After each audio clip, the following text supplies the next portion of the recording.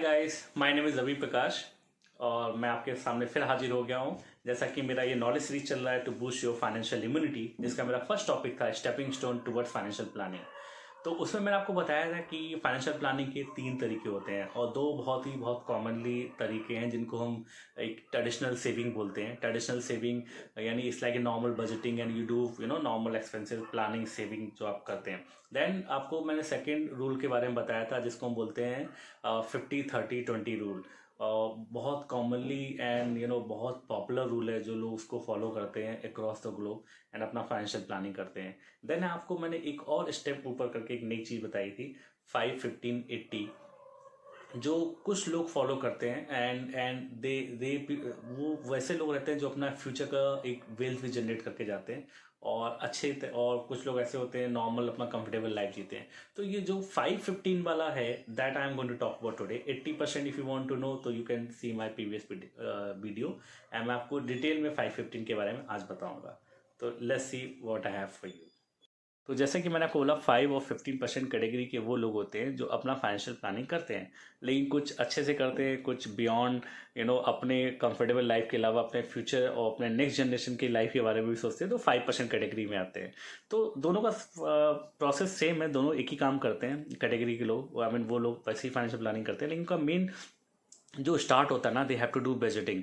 Budgeting is all about आपका current finances कैसे, कहाँ से पैसा आ रहा है, उसमें आपकी कितनी अर्निंग हो रही है, फिर आपका क्या क्या स्पेंडिंग है, फिर आप उसमें से क्या क्या सेव करते हैं, कितना पैसा बचता है, और फिर आप वो सेविंग करते हैं तो किधर करते हैं, कितना पैसा आपने ग्रोथ में डालते हैं जहाँ पे आपका मनी और ज़्यादा मल्टीप्लाई करके ग्रो करती है। देन सेकंड, अगर आप देखेंगे ये सब करने से पहले आपको अपना ये भी देखना होगा आपका फाइनेंशियल प्रोफाइल कैसा है। यानी आपका एक ही इनकम सोर्स है, आप या फिर आपको मल्टीपल इनकम सोर्स आता है, आप फाइनेंशियली आपकी कितनी इनकम है, कितना सेव करते हैं, तो many things come under that.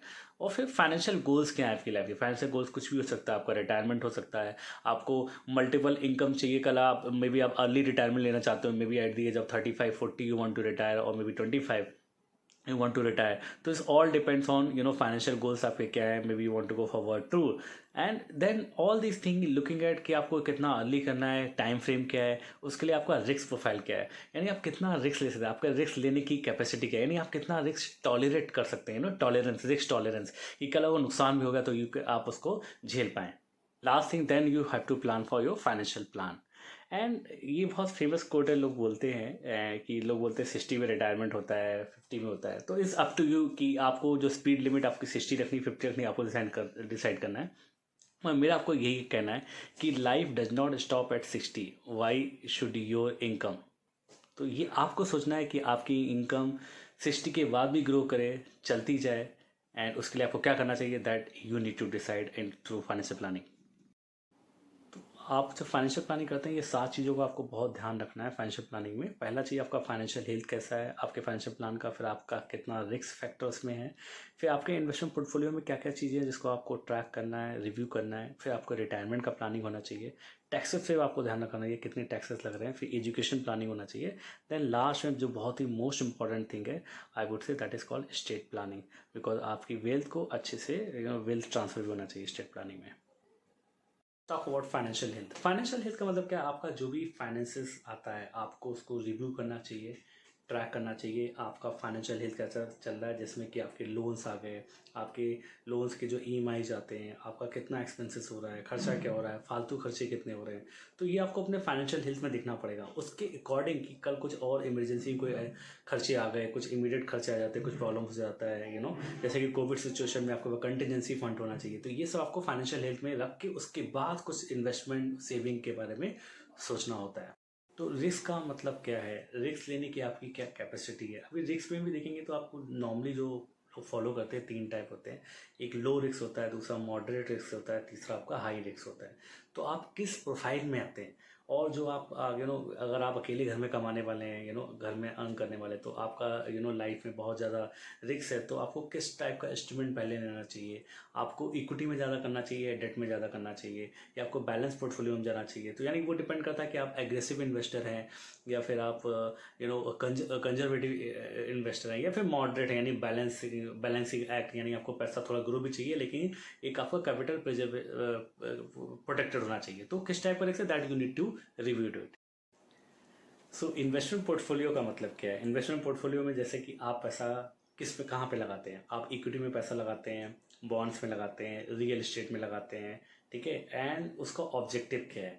और अगर सिचुएशन जैसे कि अभी करंट सिचुएशन चल रहा है कोविड का, तो बहुत सारे कहते हैं ना जिनको बहुत नॉलेज भी मार्केट का एक्सपर्ट है, दे ऑल्सो फेस। इवन आज वॉरेन बफेट है, बहुत सारे इन्वेस्टर्स हैं, इवन राकेश झुनझुनवाला जी हैं। तो people fail some time, but that does not mean कि वो फेल होगा तो ज़िंदगी से फेल होगा। तो उसके लिए जो जो ये सिचुएशन होती हैं, आपको उसको मॉनिटर करना होगा, उसको एनालाइज करना होगा कि कहाँ पे आपको क्या चेंजेस करने हैं, सो दैट वो रिस्क फैक्टर को देखते हुए कल अगर मार्केट ऊपर नीचे होता है या आपका जो, तो आपके लाइफ गोल में कुछ इतना इम्पैक्ट ना है। जो आपने गोल डिसाइड किया है, कोई भी गोल हो सकता है, रिटायरमेंट है या फाइनेंशियल इंडिपेंडेंस चाहिए आपको, एक रेगुलर एक इनकम स्ट्रीम चाहिए, पैसिव इनकम चाहिए, तो उसके लिए पोर्टफोलियो को रिव्यू करना is very important. And look at the asset classes, आपका क्या बैलेंसिंग होना चाहिए, रीबैलेंसिंग करना पोर्टफोलियो को, कितना पैसा इक्विटी डेट में, एंड रिस्क एपेटाइट के अकॉर्डिंग, जो आपका रिस्क एपेटाइट है उसके अकॉर्डिंग आपको इन्वेस्ट करना चाहिए, और किस इंस्ट्रूमेंट में करना चाहिए, that you also need to review as per again your time horizon and everything you need to look eight.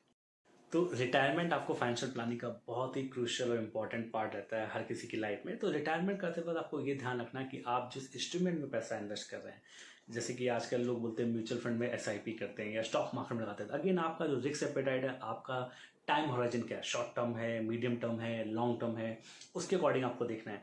फिर आपका कैश फ्लो कैसा है, आप रेगुलर इन्वेस्टमेंट करना चाहते हैं या लॉन्ग टर्म आपको इन्वेस्टेड रहना है।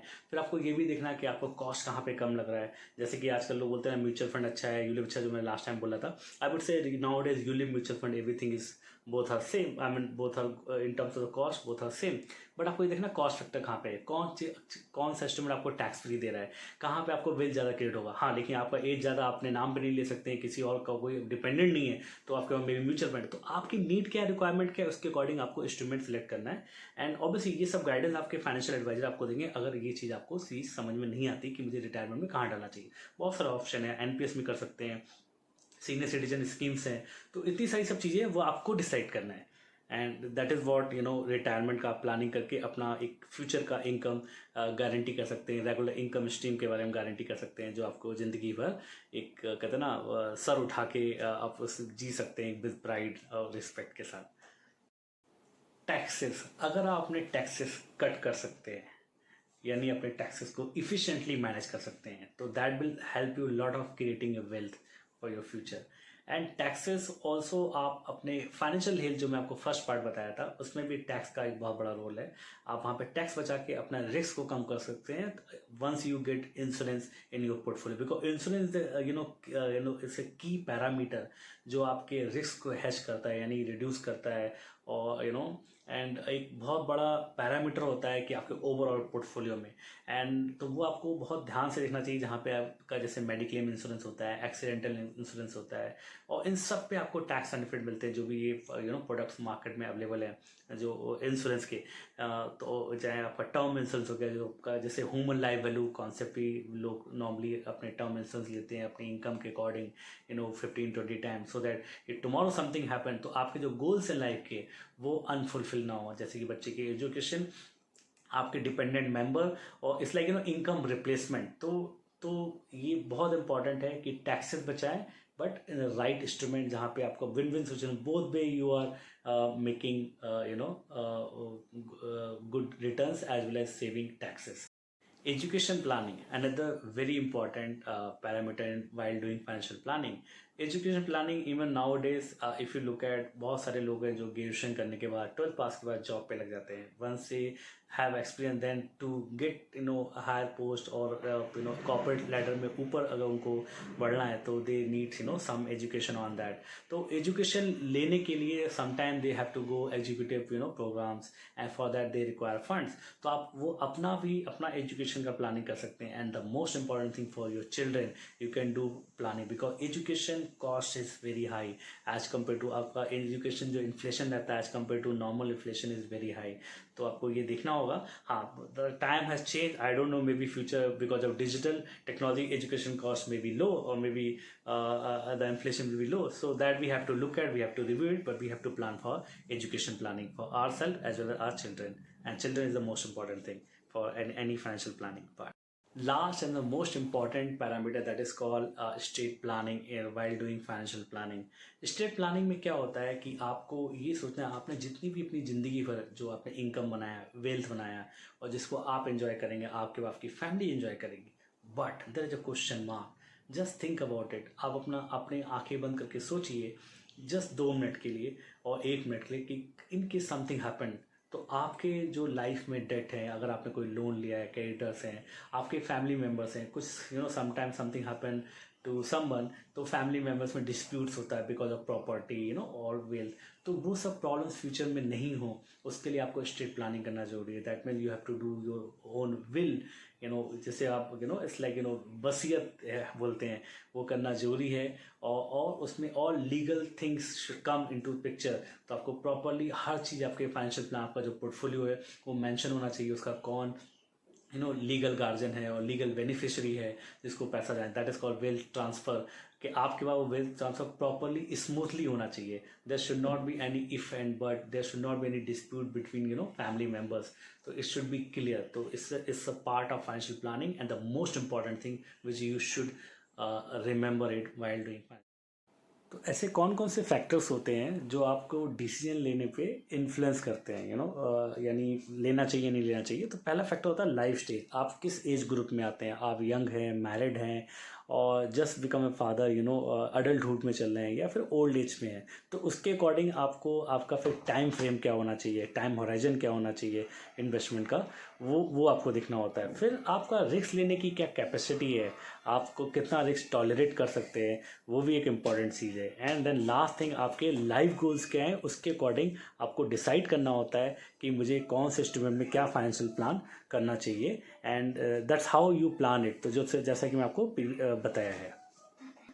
तो वंस यू क्लियर कि आपकी लाइफ का गोल्स क्या है, आपकी नीड क्या है, आप कितना रिस्क ले सकते हैं, देन आपको ये इन्वेस्टमेंट एवेन्यूज जो एसेट क्लासेस हैं इन्वेस्टमेंट के, जैसे कि म्यूचुअल फंड हो गया, फिक्स्ड डिपॉजिट हो गया, यूलिप्स हो गया, बॉन्ड्स हो गया, ट्रेडिशनल इंश्योरेंस हो गया, पीपीएफ हो गया, गोल्ड हो गया एंड अदर्स में जो भी आता है आपका एनएससी एंड ऑल।